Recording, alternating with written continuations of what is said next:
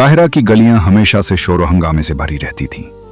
नील के किनारे सुबह की हवा में मिट्टी और पानी की मिली जुली खुशबू रची होती। बाजारों में ताजिरों की आवाजें गूंजती, ऊंटों की घंटियां बजती और मसाजिद के मीनारों से अजान की सदा दिलों को एक लम्हे के लिए दुनिया के शोर से निकालकर आसमान की तरफ ले जाती। इसी शहर में एक तंग सी गली के किनारे एक शिकस्ता दीवार के साए में अब्दुर्रहमान रहता था। अब्दुर्रहमान कोई आम फकीर नहीं था। उसके चेहरे पर फिक्र के साथ साथ सुकून भी था, आंखों में भूख के साथ साथ उम्मीद भी। उसके पास दुनिया की दौलत नहीं थी, मगर दिल में एक अजीब सी रोशनी थी। वो बरसों से काहिरा की इन्हीं गलियों में बैठकर लोगों से कुछ मांगता, मगर जो मिलता उसमें से अक्सर दूसरों को दे देता।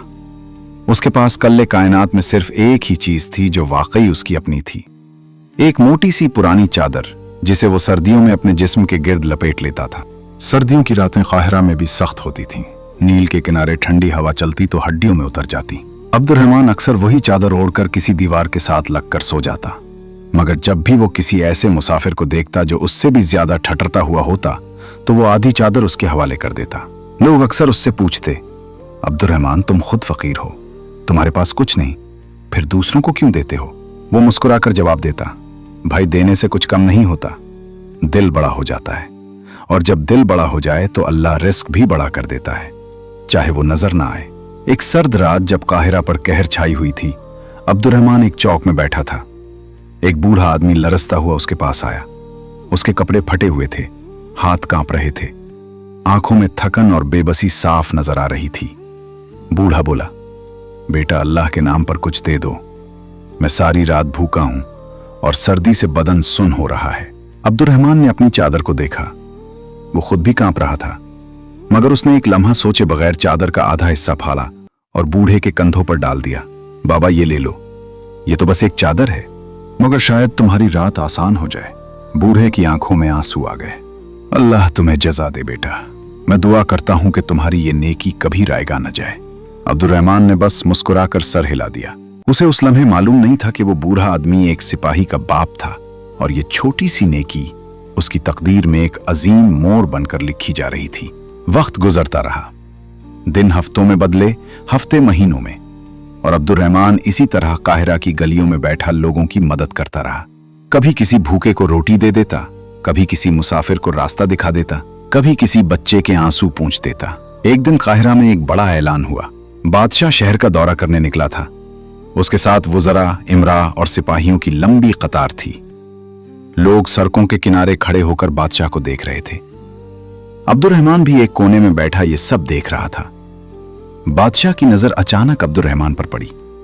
उसकी सादगी, उसका सुकून और उसकी आंखों में छुपी अजीब सी रोशनी ने बादशाह को मुतवज्जे कर लिया। बादशाह ने अपने वजीर से पूछा, यह शख्स कौन है? इतना गरीब है, मगर इसके चेहरे पर खौफ या हसरत नहीं, बल्कि अजीब सा इत्मीनान है। वजीर बोला, जहां पना, ये एक फकीर है, शहर की गलियों में रहता है। लोग कहते हैं ये खुद भूखा रहकर दूसरों को खाना देता है। बादशाह ने कुछ सोचा, फिर हुक्म दिया, इसे मेरे पास लाओ। सिपाही अब्दुर्रहमान के पास आए। अब्दुर्रहमान पहले तो घबरा गया, मगर फिर खामोशी से उनके साथ चल दिया। महल पहुंचकर उसे बादशाह के सामने पेश किया गया। बादशाह ने नरमी से पूछा, तुम्हारा नाम क्या है अब्दुर्रहमान? हुजूर, तुम इतने गरीब हो फिर भी दूसरों की मदद क्यों करते हो?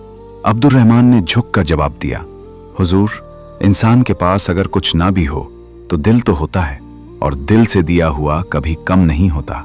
बादशाह इस जवाब से मुतासिर हुआ। क्या तुम मेरे महल में काम करोगे? मैं तुम्हें रोज की तनख्वाह दूंगा, तुम्हें भीख मांगने की जरूरत नहीं रहेगी। अब्दुर्रहमान के लिए यह एक हैरत की बात थी। इसने कभी ख्वाब में भी नहीं सोचा था कि वो महल में काम करेगा। उसने शुक्र अदा किया और कबूल कर लिया। इन दिनों तक अब्दुर्रहमान महल में छोटे मोटे काम करने लगा। कभी बाग में पानी देता, कभी मेहमानों के लिए फर्श साफ करता, कभी बावर्ची खाने में मदद करता। उसकी मेहनत, ईमानदारी और खामोश तबीयत ने सबको मुतासिर किया, मगर यही बात कुछ लोगों को खटकने लगी, खास तौर पर उन वजीरों को जो खुद गरीबों से नफरत करते थे। एक वजीर ने बादशाह के कान भरे, हुजूर, ये फकीर काबिल एतमाद नहीं, हो सकता है ये महल की खबरें बाहर फैला दे या कोई साजिश करे। बादशाह ने पहले तो बात को नजरअंदाज किया, मगर वजीर ने बार बार यही बात दोहराई। आखिरकार बादशाह के दिल में शक पैदा हो गया। एक दिन अचानक हुक्म आया, अब्दुर्रहमान को कैद खाने में डाल दो। इस पर इल्जाम है कि उसने महल की चीजें चुराई हैं। अब्दुर्रहमान को कुछ समझ ही नहीं आया। उसे जंजीरों में जकड़ कर कैद खाने ले जाया गया। इसके पास न कोई वकील था, न कोई सिफारिश, न कोई दलील जो वो पेश कर सकता। कैद खाना काहिरा के सबसे अंधेरे हिस्से में था।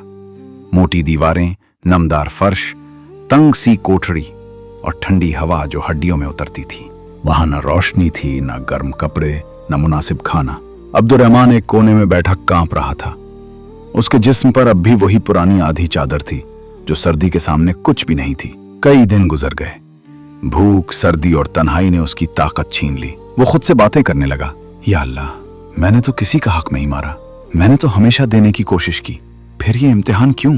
मगर फिर वो खुद ही मुस्कुरा कर कहता, शायद ये भी किसी खैर का रास्ता हो। मैं तो तुझ पर ही भरोसा रखता हूँ। एक रात जब कैद खाना मुकम्मल अंधेरे में डूबा हुआ था, दरवाजे पर कदमों की आहट सुनाई दी। लोहे का दरवाजा चरचराता हुआ खुला। एक सिपाही अंदर आया। उसके हाथ में एक मोटी चादर थी। सिपाही ने खामोशी से अब्दुर्रहमान को देखा, फिर आगे बढ़कर वो चादर उसके कंधों पर डाल दी। अब्दुर्रहमान हैरान हो गया, तुम ये क्यों कर रहे हो? मैं तो कैदी हूं। सिपाही की आवाज भराई हुई थी। मैं तुम्हें पहचानता हूं अब्दुर्रहमान, मुझे, मगर मैंने तो तुम्हें कभी नहीं देखा। सिपाही ने गहरी सांस ली। सालों पहले एक सर्द रात तुमने एक बूढ़े फकीर को अपनी चादर दी थी। वो मेरा बाप था। उसने मरने से पहले मुझे बताया था कि उस चादर देने वाले शख्स को अगर कभी देखो तो उसकी जान बचाना। अब्दुर्रहमान की आंखों में आंसू आ गए। उसे वो रात याद आ गई, वो बूढ़ा आदमी, वो कांपता हुआ जिस्म और अपनी आधी चादर। सिपाही बोला, मैंने तुम्हें महल में देखा तो पहचान लिया, पर मैं कुछ नहीं कर सकता था। आज मैंने फैसला किया कि कम से कम तुम्हें सर्दी से बचा लूं। अब्दुर्रहमान ने कांपती आवाज में कहा, अल्लाह तुम्हें जजा दे। मैंने तो वो सब अल्लाह के लिए किया था, पर मैंने कभी सोचा भी नहीं था कि इसका फल मुझे इस तरह मिलेगा। सिपाही खामोश हो गया। आहिस्ता से बोला, सिर्फ चादर नहीं ला सकता था, बादशाह को सच भी बताया है। कहा कि ये शख्स चोर नहीं हो सकता। उसने मेरे बाप को बगैर कुछ मांगे मदद दी थी। बाद बाहर से शोर सुनाई दिया। दरवाजा दोबारा खुला।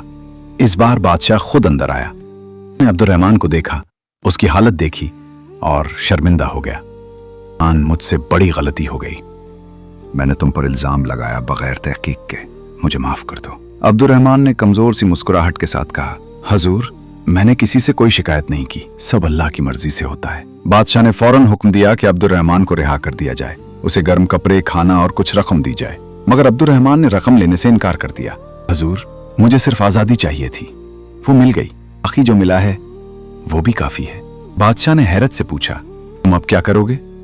वापस भीख मांगोगे? अब्दुर्रहमान ने आसमान की तरफ देखा और कहा, नहीं हजूर, मैं वही करूंगा जो हमेशा करता आया हूं। मिलेगा उसमें से दूसरों को दूंगा।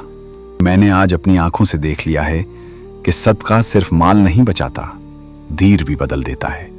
महल से निकला। मेरा की वही गलियां, वही शोर, वही बाजार। मगर अब्दुर्रहमान के दिल में अब एक नई रोशनी थी।